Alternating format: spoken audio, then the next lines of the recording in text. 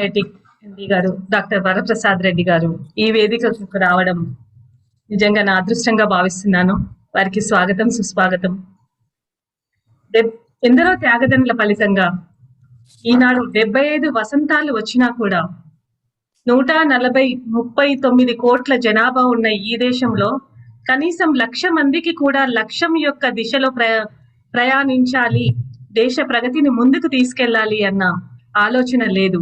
కానీ ఆ 1,00,000 మందిలో మొదటి 10 మందిలో ఒకరుగా ఉంటారు మన వరప్రసాద్ రెడ్డి గారు. ఇలాంటి మహాత్ములు ఈవేళ స్వాతంత్ర్య దినోత్సవం రోజు జాతికి వందనం చేసే ఒక పుణ్య తిథి రోజు వారి అమృత వచనాలతో మనందరినీ ఆశీర్వదిస్తారని ఆశిస్తూ నేను స్వాగతం పలుకుతున్నాను. ఆర్య, మీకు నమస్తే.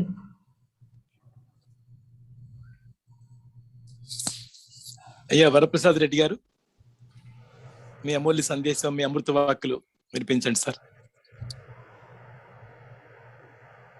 అందరికీ నమస్కారం. ఈ నాటి స్వాతంత్ర దినోత్సవ శుభాకాంక్షలు మీ అందరికీ. కేవలం శుభాకాంక్షలు చెప్పి ఊరుకోవడం నాకు ఇష్టం లేదు. ప్రతి సంవత్సరం గత 75 ఏళ్లుగా ఆగస్టు 15 రాగానే, అంటే నా చిన్న వయసు నుంచి నేను చూసిన సందర్భాలు చెప్తాను. స్కూల్కి వెళ్ళే రోజుల్లో ఆగస్టు 15 అంటే చాక్లెట్ దొరుకుతాయి, జెండా వందనం, కొచ్చొక్క, అయ్యవారి దగ్గర 1-2 చాక్లెట్లు సంపాదించుకొని ఇంటికి రావడం. ఆ రోజు సెలవు. కొంత వయసు వచ్చాక కాలేజీలకు వెళ్ళాక అక్కడ ఇదే తంతు. తర్వాత ఏదో ఒక వ్యాపకంలో, వృత్తి వ్యాపకంలో ఉన్నప్పుడు ఆగస్టు 15 రాగానే ఆ రోజు సెలవు.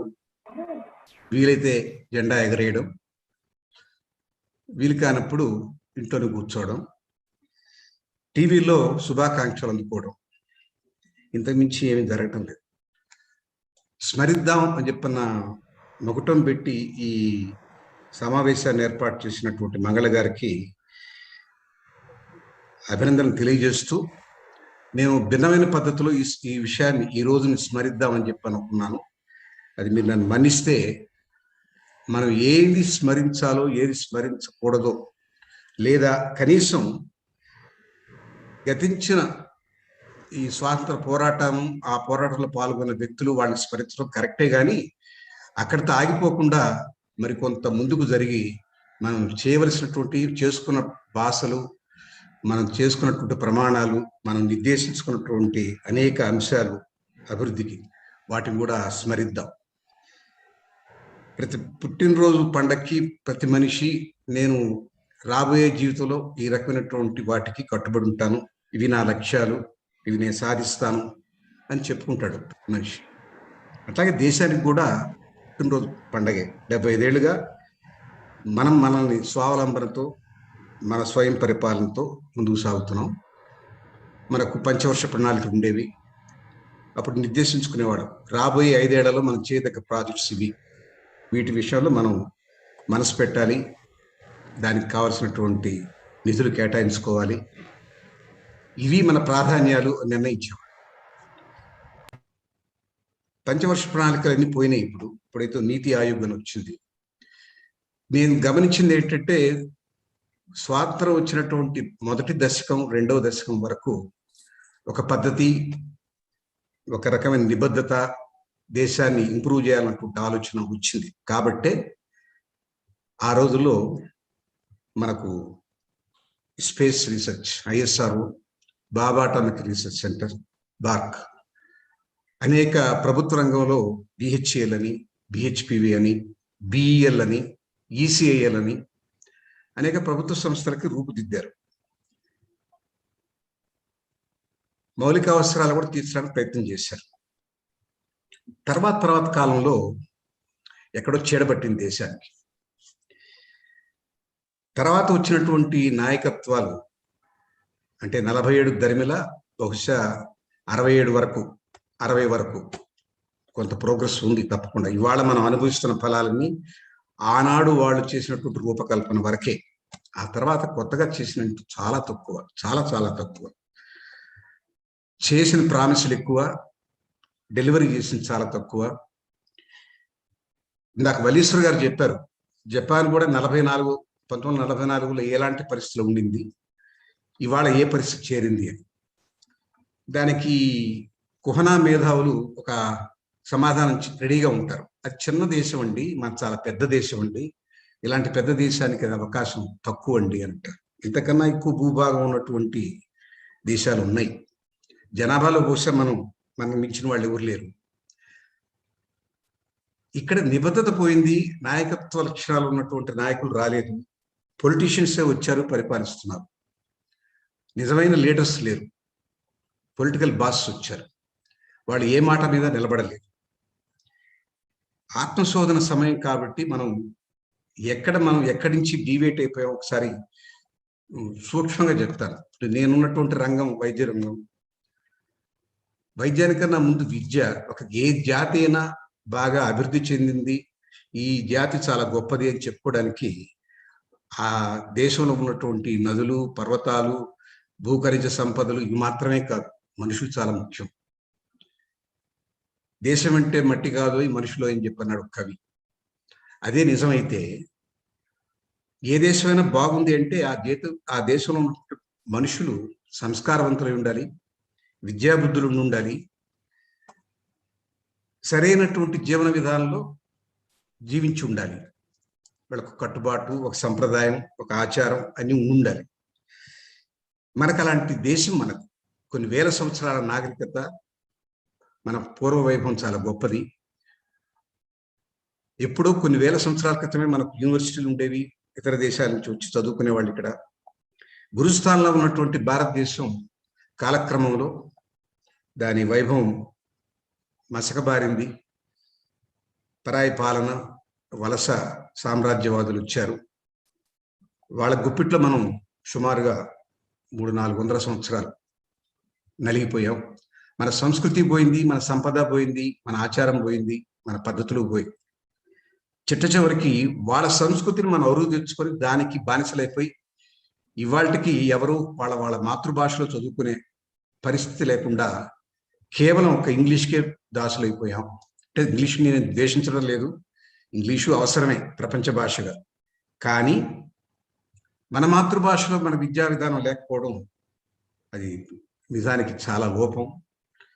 మన రాజ్యాంగంలోనే పెట్టుకున్నాం, ప్రతి ఒక్కరికి విద్య ప్రాథమిక హక్కు, వైద్యం ప్రాథమిక హక్కు, విద్య వాళ్ళ మాతృభాషలో జరగాలి అని రాజ్యాంగం పేరుకే ఉంది. రాజ్యాంగంలో అనేక విషయాల మీద మనం ఉల్లంఘనలు చేశాం. కొన్ని మంచి మార్పులు చేశారు, కొన్ని అనవసరమైనటువంటి వాటిని పొడిగిస్తున్నారు.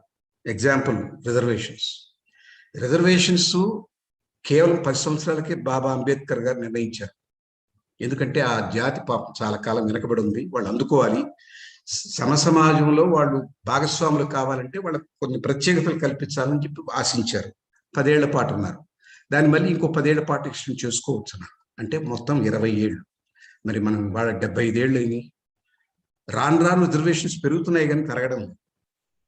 రిజర్వేషన్ వల్ల జరిగేటటువంటి నష్టం ఏమిటంటే ప్రతిభకి దూరమైనటువంటి వాళ్ళు వాళ్ళకున్నటువంటి హక్కుల ద్వారా ఇప్పుడు 50% రిజర్వేషన్ అవుతున్నారు. అంటే ప్రతిభ ఉన్నవాడికి ఉద్యోగం ఉండదు, ఉపాధి ఉండదు. ప్రతిభ లేకపోయినా ఆ రిజర్వేషన్ చట్టంలో మిగిలినాడు కాబట్టి అతనికి ఉద్యోగాలు వస్తాయి. ఈ దేశాన్ని పరిపాలించాల్సిన నాయకులు కానీ అధికారులు కానీ వాళ్ళకి సరైనటువంటి ప్రతిభ లేకపోయినా, సరైన విద్య లేకపోయినా దేశం కుంటుపడిపోతుంది. ఒక చిన్న ఆర్గనైజేషన్ మెయింటైన్ చేయడానికి ఒక మేనేజింగ్ డైరెక్టర్, CEO అని అంటాం. వాడికి ఉన్నటువంటి విద్యార్హతలు ఎంత క్షుణ్ణంగా పరిశీలిస్తాం, ఎన్ని రకాల ఇంటర్వ్యూలు పెడతాం. ఆ చిన్న వ్యవస్థను నడపడానికి అంత జాగ్రత్త తీసుకున్న మనం ఇంత పెద్ద దేశాన్ని, 137 కోట్ల మంది జనాభాని పరిపాలించే రాజుకి లేదా ఆ మంత్రివర్గానికి ఎంతెంత వాళ్ళకి విద్య, సంస్కారం, పద్ధతి, ఆలోచన విధానం ఉండాలో మీరు ఊహించండి. అలా జరుగుతుందా? ఇవాళ 539 మంది పార్లమెంటేరియన్స్ ఉంటే ఆశ్చర్యపోతారు మీరు. 233 మంది మీద క్రిమినల్ కేసు. వీళ్ళ మనం పరిపాలించేది? ఇదే మనం ఎన్నుకున్నటువంటి ప్రజాస్వామ్యం, మనం ఊహించే ప్రజాస్వామ్యం? నేరస్తులు పరిపాలించే రోజులు వచ్చాక ఆలోచన విధానం లేనటువంటి నాయకులు ఉన్న తర్వాత ఒక నియంతృత్వ ధోరణిలో రాజ్యాంగం నాకు లెక్కలేదు, నేను చేసే పని నేను చేస్తాను అనుకునే నాయకులు ఉన్నప్పుడు ఈ దేశానికి ఎలాంటి స్థితి ఉంటుందో నేను ఊహించలేకపోయాను. ఒక రకంగా బాధ, కోపం అన్నీ వచ్చేసినాయి. మాట్లాడితే వీడు నక్సలైట్ అంటారు, మాట్లాడకపోతే మౌనంగా ఉన్నాడు కూడా పాపం అని చెప్పి నాకు తెలుసు కాబట్టి అప్పుడప్పుడు మాట్లాడుతుంటాను. ఇలా ఆత్మశోధన చేసుకుంటే మీకు కొన్ని ఎగ్జాంపుల్స్ చెప్తాను. విద్యకి వైద్యానికి ఇవ్వాల్సినటువంటి ప్రాధాన్యం ఇవ్వలేదు. విద్యకి వార్షిక బడ్జెట్ 69,000 కోట్లు, వైద్యానికి 99,000 కోట్లు. ఇది జీడిపిలో వైద్యానికి వాడు ఇచ్చినటువంటి పర్సంటేజ్ చూస్తే గుండె ఆవిరైపోతుంది. 1.15%. ఆ 1.15% జీడిపిలోకి 70% వచ్చి స్టేట్ గవర్నమెంట్ పెట్టుకోవాలి, కేంద్రం పెట్టుకునే కేవలం 0.45. ఇది ఎక్కడ ప్రపంచంలో ఏ మూల ఇలాంటి దుర్మార్గపు అలొకేషన్ లేదు. మరి మిగతా ఎలా ఉన్నాయి చూద్దాం. పొరుగునున్న ఒక చిన్న దేశం పాకిస్తాన్, దాని నుంచి ఏదో బెడద ఉందని భావన చేసి దానికి 1,47,000 కోట్ల బడ్జెట్, విద్యకి 69,000 కోట్లు, వైద్యానికి 99,000 కోట్లు, రక్షణ వ్యయం 1,47,000 కోట్లు. అవసరమా? మీరు చెప్పొచ్చు వాళ్ళు ఎల్ఓసి దాటి వస్తున్నారు, లైన్ ఆఫ్ కంట్రోల్ దాటి వస్తున్నారని. 2 అడుగులు నేలపోతుందేమో. పొమ్మని నేను అంటలేదు, పోవడం నాకు ఇష్టమని కాదు. కానీ 2 అడుగుల నేల కోసం చూస్తున్నాం. 137 కోట్ల మనుషుల జీవితాలు చూడక్కర్లేదా? వాళ్ళ జీవనం చూడక్కర్లేదా? వాళ్ళ ఆరోగ్యం గురించి ఏమైనా పట్టించుకున్నామా? ఏ దేశంలో కూడా జీడిపిలో 6% నుంచి 8% వరకు వైద్యానికి ఖర్చు పెడతారు. ఇక్కడ కూడా ఆ రకమైనటువంటి పరిస్థితి లేకపోగా ఇవాళ సగటు మానవుడు తన మందుల నిమిత్తం వైద్యం కోసం ఆసుపత్రికి వెళ్ళినా లేకపోతే ఇంటి దగ్గర నుంచి వైద్యం చేయించుకున్నా, మందులు కొనుక్కోవాలన్నా జోబులోంచి 0.67% ఖర్చు పెట్టుకుంటున్నాడు. అంటే ఇక్కడ ప్రభుత్వం పెట్టింది ఏముందండి? మనుషులు ఈశ్వరం అంటుంటే ఆ జాతి బాగున్నట్లు లెక్క, ఆ జాతి అది అభివృద్ధి చెందినట్లు లెక్క. ఇవన్నీ కలిపి విద్య, వైద్యం, భరోసా, జీవితానికి మౌలిక సదుపాయాలు అన్నీ కలిపి కూలంకషంగా మనుషులు హ్యాపీగా ఉన్నారా లేదని మొత్తం లెక్క చేసి దానికి ఒక సూత్రీకరించారు, హ్యూమన్ డెవలప్మెంట్ ఇండెక్స్ అని. అంటే అన్ని దాంట్లో కలిపేశారు. హ్యూమన్ డెవలప్మెంట్ ఇండెక్స్ అని అది అధ్యయనం చేసినప్పుడు 189 దేశాలలో మనం ఏ స్థాయిలో ఉన్నామని చెప్తే మీకు మళ్ళీ కళ్ళనీళ్ళు వస్తాయి. వాడు మనం ఇది స్మరించాలి. జెండా ఎగరేయడం, స్వీట్లు పంచుకోవడం, భారత్ మాతాకి జై అనుకోవడం, మహాత్మా గాంధీ 2 సార్లు తలుచుకోవడం, ఇవన్నీ మంచిదే. అక్కడితో ఆగిపోకుండా మనం 189 దేశాల్లో 131వ స్థాయిలో ఉన్నామంటే దేశం ఎక్కడుందో మీరు ఆలోచించండి. ఉత్పత్తి తగ్గిపోయింది, వ్యవసాయం కొనారెళ్ళిపోయింది. కానీ ఒక విషయం చాలా, ఇది భ్రమ కల్పించడం అంటే ఇదే. నిజానికి ధాన్యాగారంగా తయారైంది తెలంగాణ. ఇక్కడ తీసుకున్న ఇనిషియేటివ్స్ వల్ల మనం ధాన్యం చాలా ఎక్కువగానే ప్రొడ్యూస్ చేశాం. ఉత్పత్తి పెరిగింది, ఉత్పాదకత తగ్గిపోయింది. ఉత్పత్తికి ఉత్పాదకతకి చాలా తేడా. అంటే ఒక రైతు తన కష్టపడి సంవత్సరం అంతా వ్యవసాయం చేస్తే ఒక ఎకరా మీద అతని రాబడి, అది ఉత్పాదకత, అది తగ్గిపోయింది. అందుకని అతనికి ఎంత పండించినా అతని ఖర్చులు మీట్ కాలేక ఆత్మహత్యలు చేసుకుంటున్నారు. ఇలాంటి దుస్థితి ఎందుకు వచ్చింది అంటే వ్యవసాయ రంగం మీద మనం దృష్టి పెట్టలేదు. 67% ఈ దేశంలో వ్యవసాయం మీద ఆధారపడి బతుకుతుంటే వాళ్ళంతా పల్లెటూళ్ళలో ఉంటే అక్కడ ఏ పరిశ్రమ రాదు, అక్కడ ఏ రకమైన విద్య కానీ వైద్యానికి కానీ అవకాశాలు కల్పించలేదు. రోడ్లు మనం సిటీలో వేసుకున్నాం, మన పల్లెటూరులో ఉన్నాయా? అడే కనెక్టివిటీ ఉందా? ఈ 2 ఏళ్ళు కరోనా కాలంలో సిటీలో పిల్లలు మాత్రం ఆన్లైన్ చదువుకుంటున్నారు, వాళ్ళకి ఇంటర్నెట్ ఉంది, వైఫై ఉంది, అన్నీ ఉంది. మరి 67% ప్రజలు విలేజెస్లో ఉన్న వాళ్ళకి ఏ రకమైనటువంటి మనం భరోసా కల్పించాం? 75 ఏళ్ళు పట్టిందా వాళ్ళకు ఒక ఇంటర్నెట్ అనేది ఇవ్వాలని? ఇంతవరకు లేదు కదా. అయితే నేను అంతా నీటుగా మాట్లాడనుకోకండి. మనం చాలా అద్భుతమైన ఫలితాలు సాధించాము. సాంకేతికంగా, వైజ్ఞానికంగా ఎంతో ముందున్నాం. అంటే ఏమిటి దాని అర్థం? మన దగ్గర ఉన్నటువంటి సైంటిస్టులు కానీ, ఇంజనీర్లు కానీ, డాక్టర్స్ కానీ వాళ్ళ మేధస్సుకి ఏ రకమైన లోటు లేదు. జరిగిన పొరపాటల్లా వాళ్ళని ఉపయోగించుకునే తీరుగా, మనకు వాళ్ళని వాడుకునేటటువంటి పద్ధతిగా మన వ్యవస్థ లేదు. ఇక్కడ ఉన్నటువంటి అనేక మంది మేధావులు మల్టీనేషనల్ కంపెనీస్కి వలసపోయారు, వాళ్ళకి పనిచేస్తున్నారు, వాళ్ళని అభివృద్ధి చేస్తున్నారు. మైక్రోసాఫ్ట్ ఇవాళ ఇండియన్స్ వల్లే బాగుపడింది, ఐబిఎం ఇవాళ ఇండియన్స్ వల్లే బాగుపడింది. ఇక్కడి నుంచి టాటా కన్సల్టెన్సీ కానీ, ఇన్ఫోసిస్ కానీ అనేక ఐటీ కంపెనీలు ఐటీ కూలీలను అమెరికాకు పంపించేసి డబ్బు సంపాదించుకుంటున్నారు. ఒక్క ఆవిష్కరణ అన్నా ఉంది ఇక్కడ? మనకంటూ ఒక ప్రోడక్ట్ ఉందా? వాళ్ళకి చేస్తున్నాం పని, వాళ్ళ జీతం డబ్బులు, కూలీ డబ్బులు ఇస్తున్నారు, తెచ్చుకుంటాం. మనం ఫారిన్ ఎక్స్చేంజ్ రిజర్వ్స్ 540 బిలియన్ అని ఘనంగా చెప్పుకుంటాం. ఇది బలం కాదు, వాపు. మన ప్రోడక్ట్ మనం చేసుకోగలిగినటువంటి మేధస్సు ఉండి ఒకటి కూలీ చేసి వాడిని బాగు చేసి వాడి ఇచ్చిన కూలీ తీసుకొని సంతోషపడుతున్నాం. ఈ విషయాన్ని ఎవరు చెప్పరు. Make in India, made in ఇండియాకి ఎంత తేడా ఉందో మీరు గమనించండి. మేక్ ఇన్ ఇండియా అనే ప్రోగ్రాం పెట్టి మేడం ఎంతసేపు మేడం? అమ్మా ఎవరో మ్యూట్ చేసుకోమని చెప్పి, అందరు మ్యూట్ చేసుకోవాలమ్మా, మాట్లాడద్దు. మేక్ ఇన్ ఇండియా అనే ప్రోగ్రాం పెట్టి ఫారిన్ డైరెక్ట్ ఇన్వెస్ట్మెంట్స్ 40% ఉన్న దాన్ని 50% ఉందని 75%, 70% ఉందని 100% చేశారు. కీలకమైన రంగాల్లో ఫారినర్స్ వచ్చి ఇన్వెస్ట్ చేశారు. ఇక్కడ ఉన్నటువంటి మంచి కంపెనీలు అవన్నీ కూడా వాళ్ళకి దారాదత్తం అయిపోయింది. మేమంతా గ్లోరిఫైడ్ ఎంప్లాయీస్ ఆఫ్ మల్టీ. ఒకప్పుడు ఈస్ట్ ఇండియా కంపెనీ చేసిన పని ఇవాళ జరుగుతుంది. మళ్ళీ వాళ్ళంతా వ్యాపారంగా వస్తారు, క్రమేణా అన్నింటిలో చొచ్చుకుపోతారు. మీరు సంపాదించామనుకున్న స్వాతంత్రం నిలబడదు. ఆర్థిక స్వాతంత్రం లేనటువంటి స్వాతంత్రం నిజమైన స్వాతంత్రం కాదు. మన కాళ్ళ మీద మనం నిలబడగలిగినప్పుడే, స్వావలంబన ఉన్నప్పుడే, స్వయం సమృద్ధి సాధించినప్పుడే మన నిజమైన స్వాతంత్రం సంపాదించినట్టుగా లెక్క.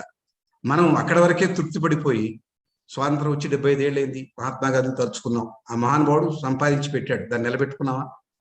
ఇవాళ అన్ని దేశాలకి దాసోహం. మనం ఫార్మా రంగంలో ఎంతో అభివృద్ధి సాధించాం అనుకుంటున్నాం, నిజమే. మొన్న కరోనా వచ్చింది, మనకు టెస్ట్ కిట్లు మనకు లేకపోయినాయి. అవి ఏమన్నా రాకెట్ సైన్సా? కాదు.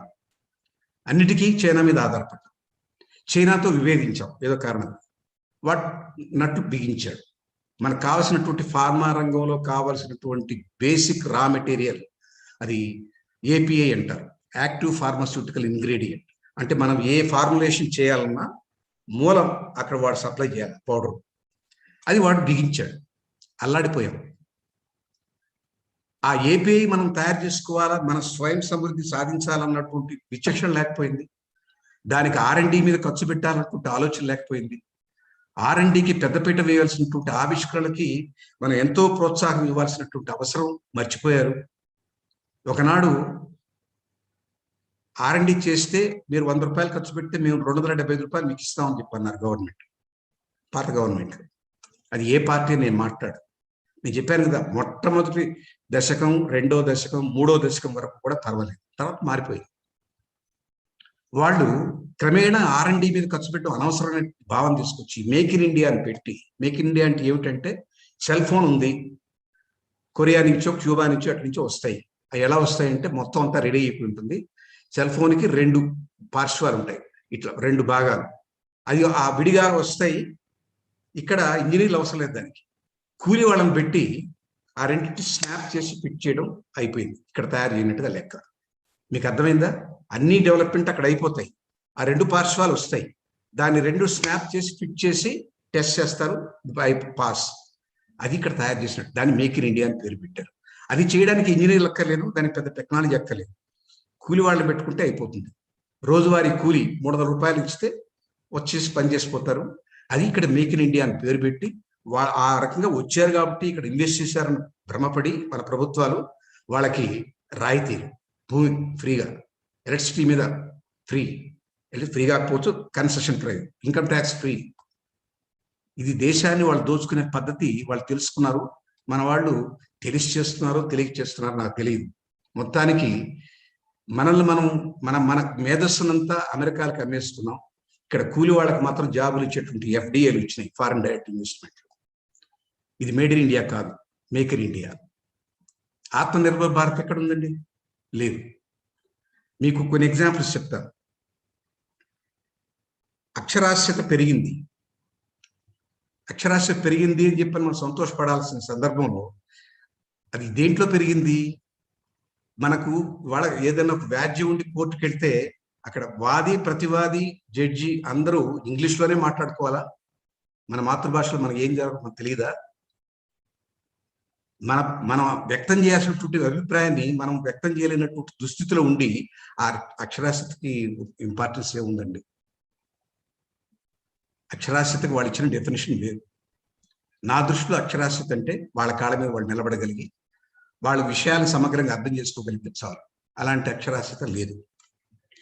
శాస్త్ర సాంకేతిక రంగాల్లో చాలా అభివృద్ధి సాధించాం, వాటి ఫలాలు మనకు దక్కలేదు. ఈ దేశంలో సంపద పెరిగింది, డెఫినెట్గా పెరిగింది. ఆ సంపదని ఈక్విటబుల్ డిస్ట్రిబ్యూషన్ అంటూ జరగలేదు. 96% సంపద, దేశ సంపద 4% మనుషుల దగ్గర ఉండిపోయింది. 4 గ్రూప్ వాటిని మనుషులనాలో, పెద్ద ఎంపైర్స్ నాలో, అదాని గ్రూపులు, అంబానీ గ్రూపులు ఇటు వాళ్ళ దగ్గర ఉండిపోయింది. మిగతా 4% సంపద 96% పంచుతుంది. ఏటా 7 కోట్ల మంది బిలో పావర్టీ లైన్ చేరిపోతున్నారు. ఇప్పుడు దేశంలో 27 కోట్ల మంది బిలో పావర్టీ లైన్ ఉన్నారు ఆల్రెడీ. ఏటా 7 కోట్ల మంది చేరిపోతారు. ఈ కరోనా వల్ల మరింత విధ్వంసం జరిగింది. సంపద పెరిగి అది అందరికీ సమానంగా పంచనటువంటి వ్యవస్థ ప్రమాదానికి దారితీస్తుంది. ఇలాంటి స్వార్థం ప్రమాదం. రాజ్యాంగంలో మనం నిర్దేశించుకున్నటువంటి లక్ష్యాలు పక్కన పెట్టి సొంత ప్రయత్నంతో చేస్తే అది కూడా ప్రమాదమే. ఇట్లాంటివన్నీ మనం పెట్టుకున్న లక్ష్యాల్ని నిజానికి వైద్యానికి 2008లోను, 2012లోను, 2017లోను కొన్ని వైద్య విధానాలు మనం నిర్దేశించుకున్నాం. అవి ఎప్పుడూ జరగలేదు, అలా ఉండిపోయినాయి. మనం పెట్టుకున్నటువంటి టార్గెట్ ఏమిటంటే వైద్యం కోసంగా జీడిపిలో కనీసం 3% దాకా వెళ్ళాలని. అది 1.15 దగ్గరే ఆగిపోయింది. మరి దాన్ని స్మరించాలా పర్లేదా? ఇవాళ మనం ఆనాడు చేసుకున్న ప్రామిస్ మనం ఏమిటంటే వైద్యకి ఇంత కేటాయించాలనుకున్నాం, మనం చేసామా లేదని స్మరిద్దాం. ఇవాళ గాంధీ గారిని స్మరించినట్టే ఇది కూడా స్మరించాలి. మనం పెట్టుకున్న టార్గెట్ ప్రతి 1000 మందికి ఒక డాక్టర్ ఉండాలని అనుకున్నాం వైద్య విధానం. ఇవాళ 1700 మందికి ఒక డాక్టర్ ఉన్నాడు. అది కూడా స్మరిద్దాం. మనకు లేరు ఇవాళ. అది స్మరిస్తే గుర్తొస్తుంది. గుర్తొచ్చినప్పుడు మనం కనీసం దాని వైపు నడుస్తాం. ఇవాళ 2000 మందికి ఒక రోగి, 2000 పడకలకి ఒక రోగి, 2000 రోగులకు ఒక పడక ఉంది, 2000 రోగులకు ఒక పడక ఉంది. వాళ్ళు నిర్దేశించింది ప్రతి 200 మందికి ఒక పడక ఉండాలి. అంటే మనం 35 లక్షల పడకలతో ఏర్పాటు చేయాలి హాస్పిటల్స్. అది స్మరిద్దాం. మనం పెట్టుకున్నటువంటి భాష ఇది. మనం చేయవలసినటువంటి మనం చేరుకోవాల్సిన లక్ష్యం ఇది. ఈ లక్ష్యం చేరుకోవడానికి మనం ఏమి చేయాలి? ఇది స్మరిస్తే మనమే కాదు, మన నాయకులు, మన పరిపాలించే నేతలు, వాళ్ళకి స్మరింపజేద్దాం. మీరు పెట్టిన లక్ష్యాలు ఇవ్వండి, ఇవి ఇంకా చేరుకోలేదు మనం, అప్పుడు కానీ మనం స్వయం సమృద్ధి సాధించలేము. లేనప్పుడు మనం ఇంకా వాళ్ళ మీద ఆధారపడి ఉంటాం. కాబట్టి ఇది కూడా మన దృష్టిలో పడాలి అని చెప్పి చెప్పుకోవాలి. మన విద్య ఇవాళ కేవలం ఏ స్కూల్లో చూసినా లాంగ్వేజెస్ ఎటు చెప్పరు. వాళ్ళు ఏదో క్వశ్చన్ పేపర్ కాపీ చేసిన మార్కులు వస్తాయట. గ్రూప్ వరకే ఇంపార్టెన్స్. గ్రూప్ ఎందుకు? దాంట్లో హైయెస్ట్ మార్క్స్ వస్తే ఐఐటీలో సీట్ వస్తుంది. ఐఐటీలో సీట్ వస్తే అమెరికా వెళ్ళిపోవచ్చు. అమెరికా వెళ్ళిపోతే డాలర్స్ సంపాదించుకోవచ్చు. ఈ విద్యా విధానం ఎలా తయారైందంటే అక్కర మార్కులు తయారు చేసేటటువంటి విద్యా విధానం. ఎవరికి చదువుతో పాటు సంస్కారం అనేది లేనేది. ఒక్కడికి కూడా మన వాంగ్మయం తెలియదు, మన కట్టుబాట్లు తెలియదు, మన ఆచారం తెలియదు, మన సంస్కృతి తెలియదు. వాడికి ఏమి తెలియకుండా సమగ్రమైన వ్యక్తిత్వం లేనటువంటి వాడు ప్రమాదకారి. అలాంటి వాడు చేసే తప్పులు భయంకరంగా ఉంటాయి. ఈ దేశంలో మనుషులు పెరగటం లేదు, మార్కులు సంపాదించి రోబోలు పెరుగుతున్నారు. ఎవరికో కూలీ చేయడానికి తయారవుతున్నాం. మన దేశానికి ఏమైనా చేసుకుందాం, ఇక్కడ కూర్చోని చెప్పిన ఆలోచన పోయింది. ఇక్కడ ఉండి చేయడానికి అనువైనటువంటి వాతావరణం, ఆ కండ్యూసివ్ ఎన్విరాన్మెంట్ క్రియేట్ చేయడంలో మన ప్రభుత్వాలు అలసత్వం చూపిస్తున్నాయి. కోవిడ్ వచ్చింది, చాలా ప్రాణ నష్టం జరిగింది కాదన్న, దానివల్ల ఒక మేలు కూడా జరిగింది. అందరూ ఒకటే నాకు అని చెప్పింది. అది అభివృద్ధి చెందిన దేశమైనా సరే, అభివృద్ధి చెందుతున్న దేశమైనా సరే, అభివృద్ధి చెందిన దేశమైనా సరే, అందరినీ ఒకే గాట కట్టేసింది. మహమ్మారి కాదు, అమ్మవారే, బుద్ధి చెప్పడానికి వచ్చినటువంటి అమ్మవారు. ఇది వచ్చినప్పుడే మనం మనకు ఉన్నటువంటి డొల్లతనం బయటపడింది. మనం ఎంత అన్ప్రిపేర్డ్గా ఉన్నాం. మనకు ఐసోలేషన్ వార్డ్స్ లేవు, హాస్పిటల్లో సరైన బెడ్స్ లేవు, కంటైన్మెంట్ జోన్స్ లేవు, ఎపిడమియాలజీ తెలిసినటువంటి డాక్టర్స్ లేరు. మనకు కావాల్సిన ఇప్పుడు 1700 మందికి ఒక డాక్టర్ అయితే చాలదు. 90,000 మంది కాచుకొని ఉన్నారు. వాళ్ళ అనుమతి ఇస్తే వచ్చి ప్రాక్టీస్ చేసుకుంటారు. వాళ్ళు ఎక్కడో వేరే వేరే దేశాలు చదువుకున్నారు. వాళ్ళని అనుమతి ఇవ్వడానికి, ప్రాక్టీస్ చేసుకోవడానికి ప్రభుత్వ డిపార్ట్మెంట్లో అలసత్వం, ఫైల్ కదలక 3 ఏళ్ల నుంచి 90,000 మంది కాచుకున్నారు క్రాస్ ఫింగర్స్ పెట్టుకొని. ఎందుకలా? క్యూబా ఇవాళ చిన్న దేశం. మనకు అత్యవసరంగా డాక్టర్స్ కావాలంటే మేము పంపిస్తాం, ఊరికే పంపిస్తాం, సేవ కోసం పంపిస్తాం ఉన్నారు. వాళ్ళని చూసి మనం బుద్ధి తెచ్చుకోవద్దు. సంఖ్యలో, విస్తీర్ణంలో, అద్భుతమైనటువంటి నేపథ్యంతో, ఎన్నో వేల సంవత్సరాల సంస్కృతితో ఇంత పరిడివెళ్ళిన దేశం ఇవాళ ఇలాంటి దయనీయమైన పరిస్థితి ఎందుకు వచ్చింది? నా లెక్కలో కేవలం ప్రభుత్వాలే కారణం, ప్రజలు కూడా కారణమే. ప్రజల్లో నైతికత పోయింది. ఎలక్షన్స్ వచ్చినప్పుడు మన ఓటును అమ్ముకుంటున్నాం. అమ్ముకున్న వాడికి అడిగే హక్కు ఎక్కడ ఉంది? ఆ నైతికత పోవడానికి కారణం ఏంటంటే విద్యా విధానంలో వచ్చిన లోపాలు. విద్యార్థిని సమగ్రమైన వ్యక్తిత్వంతో పెంచకపోతే ఇలాంటి మార్కులు, అక్రమ మార్కులే తయారవుతారు. వాడికి నంబర్సే తెలుసు, 99, 98, 97.6%. మనిషిగా ఏం మిగలడు. అలాంటి వాళ్ళే ఈ దేశం ఉత్పత్తి చేస్తే ఈ దేశం ప్రగతి ఎలా ఉంటుందో మీరు ఊహించండి. దయచేసి ఇలాంటి శుభ సందర్భంలో మనం ఏం చేయాలో కూడా స్మరించాలి. మన వాళ్ళు, పాత వాళ్ళు ఏం చేశారో స్మరిద్దాం, మనం ఏం చేయాలో కూడా స్మరిద్దాం. మనకున్నటువంటి టార్గెట్స్, మనకున్నటువంటి రాజ్యాంగం పిల్లలకి చెప్పాలి. ఇదిరా మన ఉద్దేశం, ఈ రాజ్యాంగం ఇలా రూపొందించుకున్నాం, మనం ఇలాంటి పరిస్థితులు మన దేశం ఎదగాలి, విద్యకి వైద్యానికి ప్రాధాన్యత ఇవ్వాలి, సమగ్రమైన వ్యక్తిత్వం రూపొందించే రకంగా ఉండాలి, విలువలతో కూడిన విద్య కావాలి, విద్యకు తగ్గ ఉపాధి ఉండాలి, ప్రజాహితంతో కూడిన వాణిజ్యం చేయాలి, ఈ సామాజిక ఫలాలు అందరికీ పంచే సంక్షేమం ఉండాలి, ప్రతిభకు గుర్తింపు ఉండాలి. రిజర్వేషన్స్ దేని బట్టి ఇవ్వాలి? కులాన్ని బట్టి కాదండి. రిజర్వేషన్ ఎవరికి ఇవ్వాలంటే ఆర్థికంగా వెనకబడ్డ వాళ్ళకి నువ్వు ఫీజులు తీసేసి వాళ్ళని ముందుకు జరుపు. అంతేగాని ఉద్యోగానికి రిజర్వేషన్, రిటైర్మెంట్కి రిజర్వేషన్, ప్రమోషన్కి రిజర్వేషన్, ఇది ఎక్కడ? సహనం నిండిన మతం కావాలి, సంకల్పం ఉన్న యువతను తయారు చేసుకోవాలి, పీడన దోపిడీ లేని ఆరోగ్య వ్యవస్థ కావాలి. పీడన దోపిడీ ఎందుకన్నానంటే కార్పొరేట్ ఆసుపత్రులు ఇటీవల ఎవరు ఏ కరోనా రోగి వెళ్ళినా బయటకు రావడం, ప్రాణంతో వస్తే 10 లక్షలు కట్టాలి, ప్రాణంతో రాకపోతే వాడికి తెలియదు, ఆ కుటుంబం చచ్చిపోతుంది. అతను ఆసుపత్రిలో చచ్చిపోతాడు, బయట ఉన్నవాడు బయట చచ్చిపోతాడు.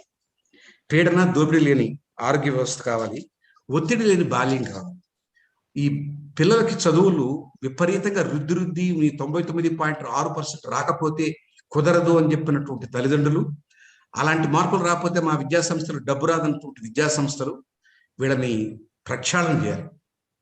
అవసరమైతే వాళ్ళకి శిక్షణ కూడా పడాలి. ఒత్తిడి లేని బాల్యం కావాలి. నెల్లూరు ఒక సంస్థ వాళ్ళందరి 99% మార్కులు తయారు చేసే సంస్థది 320 మంది స్టూడెంట్స్ ఆత్మహత్య చేసుకుని చచ్చిపోయారు ఒత్తిడికి. ఇది జాతికి మంచిది కాదు. అభద్రత పోవాలి, అపరిశుభ్రత పోవాలి, ఆకలి పోవాలి, నిరుద్యోగం పోవాలి, నిర్లిప్తత పోవాలి, నిష్పూచితనం కూడా పోవాలి. ఇలాంటి రోజు రావాలని మనం వాళ్ళు స్మరిద్దాం. ప్రతి ఆగస్టు 15కి ఇలాంటి లక్ష్యాలు పెట్టుకొని మనకు వీలైనంత, మనకు చేతనైనంత ఆ వైపు నడుద్దాం. నమస్కారం.